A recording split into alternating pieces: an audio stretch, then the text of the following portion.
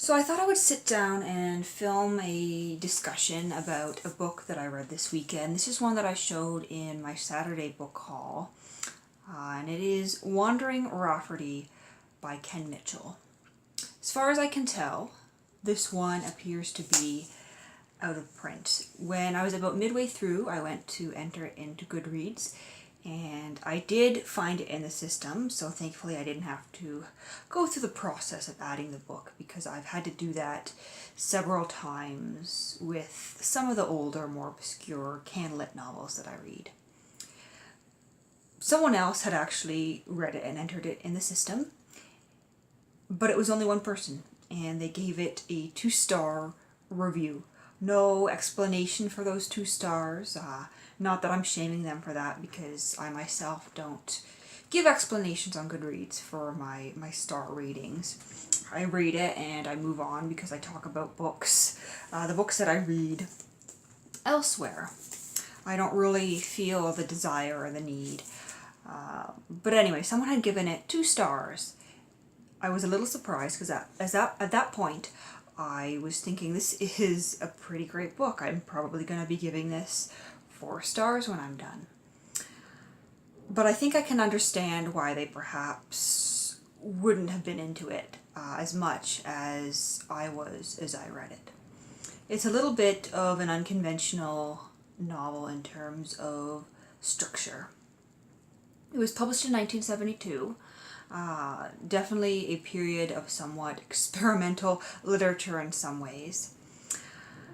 It's not traditionally structured in the sense that it doesn't have a ending. It doesn't really have an inciting incident at the beginning to send us towards that ending.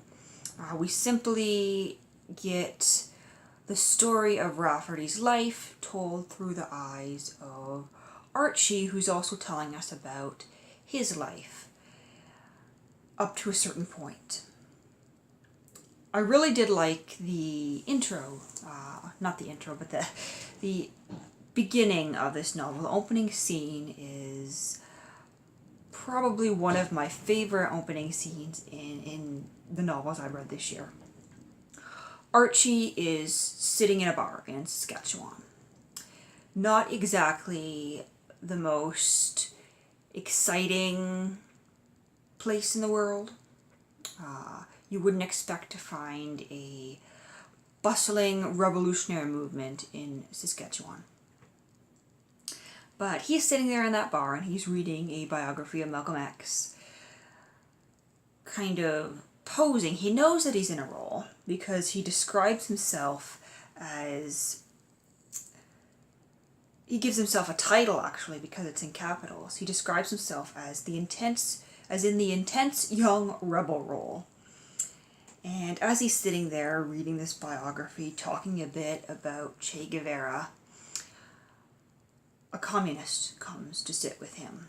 Billy the Red, he calls him, and now he's a little bit annoyed because he doesn't like Billy the Red. He doesn't want to be seen with a communist. He inwardly makes fun of Billy the Red's politics. But meanwhile, he's sitting there and he just wants to get back to his reading of Malcolm X's biography. And so he gets up, and after a few choice words, he gives what he describes as the liberal freaks, the middle finger, and he starts to wander off to the other side of the bar to find an empty table to continue his reading, when he overhears an argument that draws him in, and it's Rafferty, who he's never met before, sitting there and getting drunk and having an argument with someone over William Blake. And for whatever reason, he abandons his Malcolm X biography. He abandons his radical politics. Minutes earlier, he had been complaining that nobody wanted to help start the revolution. No one wanted to get awakened and rebel. No one was doing anything. So he wanted to go back to his reading, which is is pretty ironic and pretty funny. He's complaining that no one will do anything, and meanwhile he's sitting there doing nothing essentially and reading. He abandons all that and dives into this conversation about William Blake, goes out, spends the night partying, and basically ends his marriage. Not immediately and directly, but that is the beginning of the end of his marriage. And he ends up wandering around with Rafferty for a bit, going into an illegal business venture with him. And their lives intersect. They join up, they part, and then they find each other again, and it's the story of these two quite interesting characters who encounter each other again and again, but they're really living that kind of bum lifestyle. Rafferty refuses to get a full-time job. He sells magazine subscriptions door to door wherever he goes, spends the rest of the time drinking his money away, encounters several women, stays with them for a while, and then takes off again. He hitchhikes a lot. He likes to travel, and in some ways Archie is influenced by him, or at least Archie leads us to believe he's influenced, but the influence doesn't seem that strong. I got the sense reading it that whether Archie had met Rafferty or not, he would have left his wife anyway. He would have left that kind of faux political attitude, that radical posturing behind anyway, because he saw himself for what he was, someone who was putting on an act, someone who was posturing. And with or without stumbling across Rafferty talking about William Blake in a bar in Saskatchewan, his life would have taken a different course. He would have essentially ruined his life all the same. When I read a novel, I'm usually looking for the meaning in it. And in this case, I didn't really find a lot of meaning. In this case, perhaps it's really just a story and there's not a whole lot literary about it. We do get a well-placed metaphor in the beginning and then in the end. Rafferty turns his glass over upside down on the bar, and that appears again at the end of the novel. The ending is ambiguous, so that metaphor, I mean, it's there, but it's not well executed. The novel isn't really a call to action. It's a rejection of politics in a certain sense, perhaps embracing a different kind of politics, or the anti-political stance that devil may care, who gives a hell what you do with your life kind of stance. But at the same time, I mean, the characters are pretty miserable, so it's not promoting that as other novels perhaps would. It's not like a lot of other novels from the time period that tried to embrace Canadian identity, Canadian landscape.